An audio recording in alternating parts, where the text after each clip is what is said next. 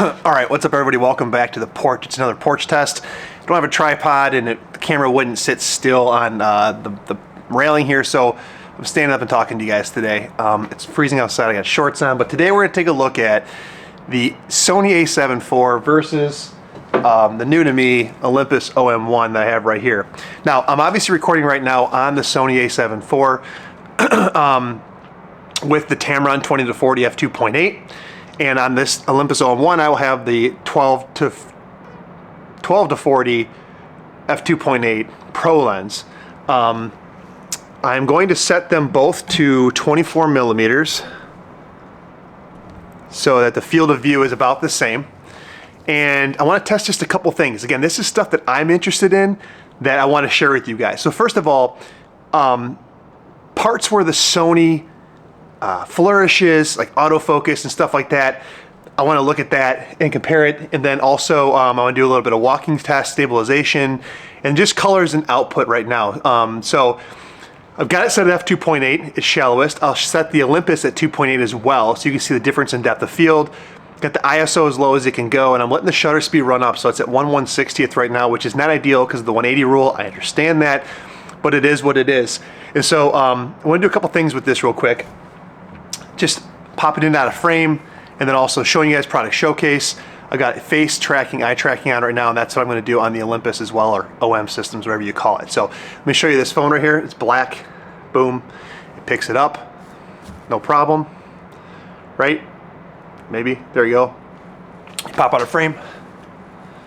Pop back into frame. And that kind of stuff. Okay, so not so bad, right? Now, I'm going to grab the Sony, leave it at 24 millimeters. We're a little overexposed. Let's bring the shutter speed up here. And I've got the Sony on stabilization plus electronic stab. The Sony IBIS without the electronic stab on, or active stab I think they call it, is absolute garbage. But with it on, it's not too bad. So let's go down for a quick walk down the porch here, down some steps. Getting a little overexposed here. I'm going to increase shutter speed just to change that. And so this is what it looks like as I'm walking with the Sony right now. So that's that. Back to where I was. Bring the exposure back up. And this is what we've got from the Sony right now. So I show you those because that's mainly what I do for video, right? It's autofocus, it's product showcase type stuff, and it's walking and talking. And if we're good at that, then we're good. So let's switch over real quick to the Olympus. Oh, by the way, color profile on the Sony. It's like PP3, I forget what it is. It's one of the built-in picture profiles. Yeah, let's switch over to Olympus now and check that out. All right, we are on the Olympus now. So 12 millimeters, which is 24 equivalent. I got the IS version 1 on, which does sensor stab plus lens and digital stabs, sort of kind of like the Sony is. You can tell it's cropped in a little bit more. I've got it in face and eye tracking again, so similar thing. f2.8, you can see the depth of field differences. I'm in the natural profile, so that's the color differences. If you like it or not, ISO is at 200, which I think is the base ISO on this before it becomes like ISO low. And I'm at 1/160th of a shutter speed if I didn't say that already. And so same test I did with the Sony. I'm going to show you guys a product. I got the autofocus speed and sensitivity set to just normal, so it should be okay. And I'm watching this thing. The thing, you know, old Olympus cameras, they didn't even have a boxer on your face, I don't think, when you did it. But this has got on my eye, whatever. It looks really, really good. So let's see if, like the Sony, is smart enough to do a product showcase. Looks like it's sharp. Back to me. There you go. Let's go back to this. So you got it in focus. Back to me. Now let's pop in and out of frame. Looks like I picked up focus there. I'm obviously watching in the screen. Picked up focus here. And it's interesting because what I'm seeing is that OM systems, I have version 1.3 by the way, firmware version 1.3. It's really close to the Sony in terms of this type of stuff. The only place I've really noticed a difference is when I was taking photos and tracking. It seems like the Sony was able to follow a subject easier, not get distracted as much. But I haven't played with the different type of like AI settings and stuff in the OM-1, so it's not really fair for me to say that yet. Okay, so let's go for a little walk. Do like we did with the Sony, so arms out, arm reach.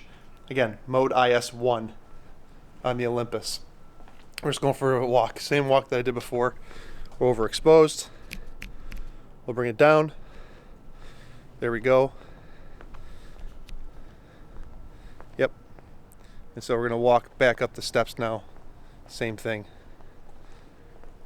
as we go up here. Okay, and obviously I'm underexposed here. What's interesting, maybe it's the ISO settings, it's gotta be. Now I answered my own question, I know what it is. It's that's ISO 100, I believe, at the low, and this is ISO 200. So my shutter speed has to be a bit higher when recording this video. So yeah, that's just a quick Sony versus Olympus vlogging test, if you will, right? Like, showing you guys something, picks it up, focuses, here comes the UPS truck. It's not for me. Now I want to talk about a couple other things. So let me go back inside, put this on a tripod, and I want to show you guys some things that are interesting and what I care about. I just need to find a camera to record it on. I have to use my iPhone. So okay, I will. Let's go inside. I want to take one more Sony versus Olympus comparison, and it's in the photo side. All right, here we go. So we are going to now look at both of these files. What I did is I took a picture, both at f2.8, 24 millimeters. I think it's ISO 640 with a shutter speed of 1/60th, just to make sure that's correct. We go in here. We'll go into the info settings, and yeah, you can see it's f2.8, ISO 640, 1/60th of a second on the ORF file, which is obviously the Olympus, same thing, I640, 1/60, f2.8. And so I intentionally underexposed these by, I think it's about 2 or 3 stops. I think it was 3 stops underexposed.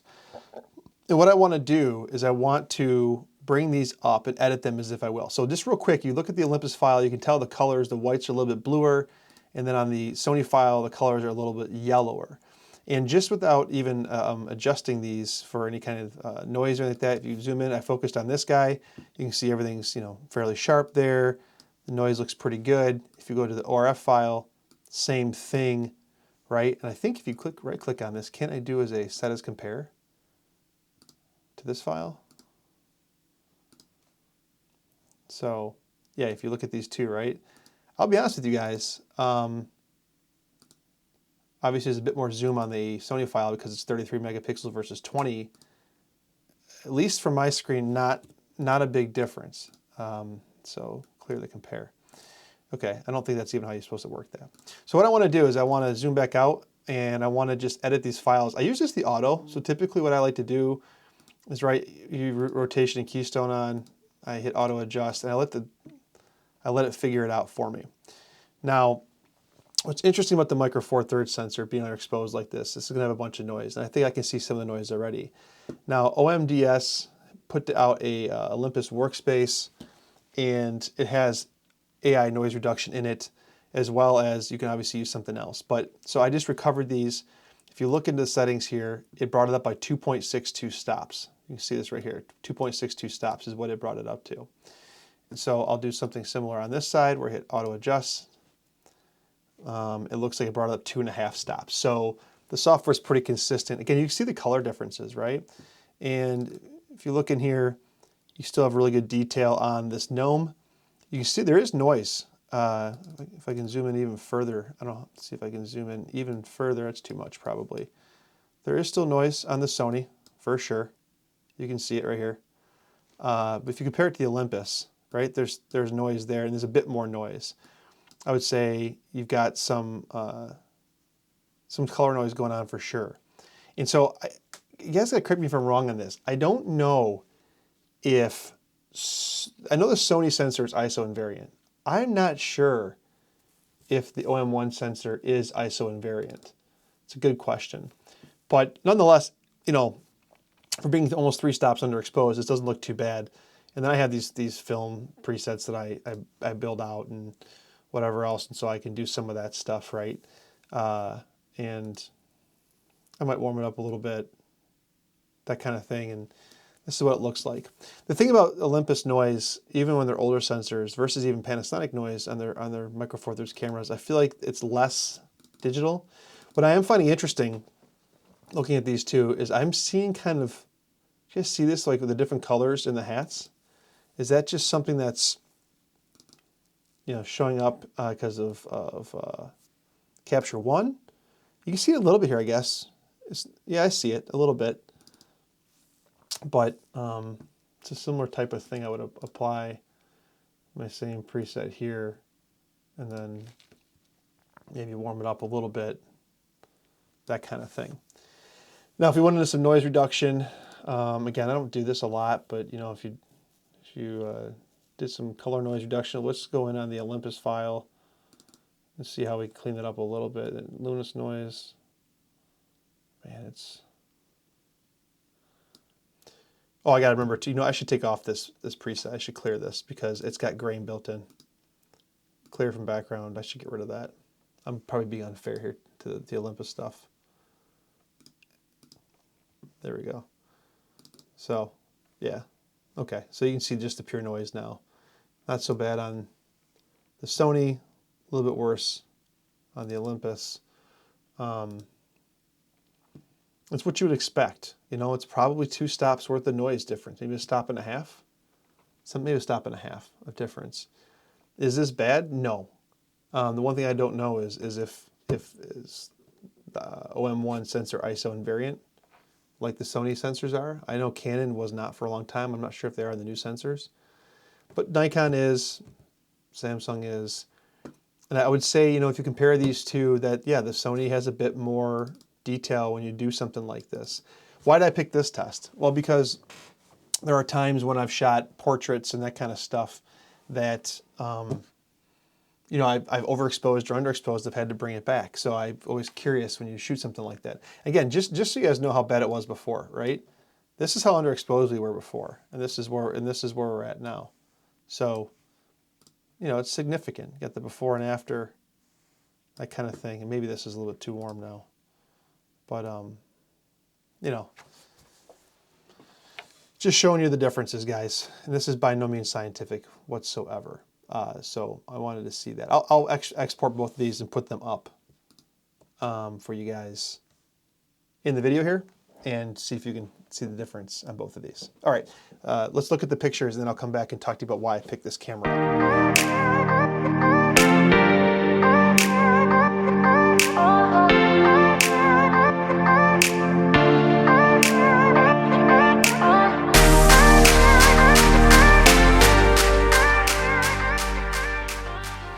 All right, welcome back. So, you know, you guys can see there that the differences in video, and obviously that was an extreme test of the Sony versus the Olympus in terms of underexposing and bringing it back. What I've found, and I'll show just a few pictures I took over the weekend in good light, that the image quality is very, very good. Much better even than I would say, well, much better, but significantly noticeable better than the previous Olympus cameras that I've had. So that's actually encouraging. Like I said, wait to the end. I'll show you just a few pictures that I've taken over this weekend with this 12-40, and overall the colors are pleasing, and I think it looks really, really good. But I want to tell you real quick why I picked this camera up. I mean, first of all, this is on a Black Friday special, so saving significant money, bringing it down to a price that I think is reasonable. Bringing it down to a price I think is reasonable, but then also, you know, I'm thinking about what I want to do next year, right? Trying to not switch camera systems again, keeping the Leica, that's the one system. I think the Sony stays or the Olympus stays, I'm not sure. But one of the reasons why I get in a full frame a lot is because I do portraits. I get asked to do portraits at the end of the summer, and I feel like I need a full frame camera to do that. And really, that's not true.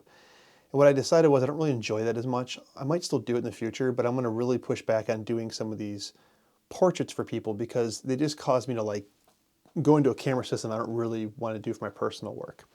And I want to focus more on like landscapes, wildlife, and then of course documenting my kids. And I do some stuff like going skiing, and if I make it to President's Club, like going to Nevis and these other things that I'm going to do. And for that, like I want more of an adventurous camera. And so I thought to myself, okay, you know, I made these decisions before the Black Friday sale, then I saw this go on sale. I thought to myself, okay, I'm gonna give it a try. And I want to get this out of my system before I make a decision to move forward in 2023. This was the camera I kind of gave up on, right? Remember last year I said, hey, I'm keeping with the EM1 Mark III for a full year, and that lasted a very short time. And I kind of regret that because it caused me down this path of of more gas.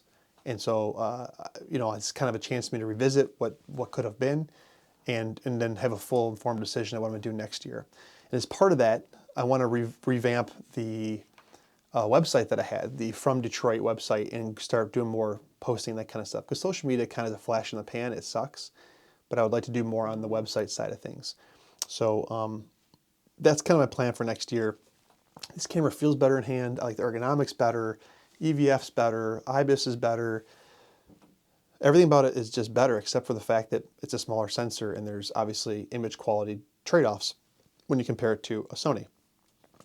So with that, that's why I'm looking at these. And I'm going to play with them around for the next 1 to 2 weeks, and at the end of it, make a decision on what I want to do with the cameras.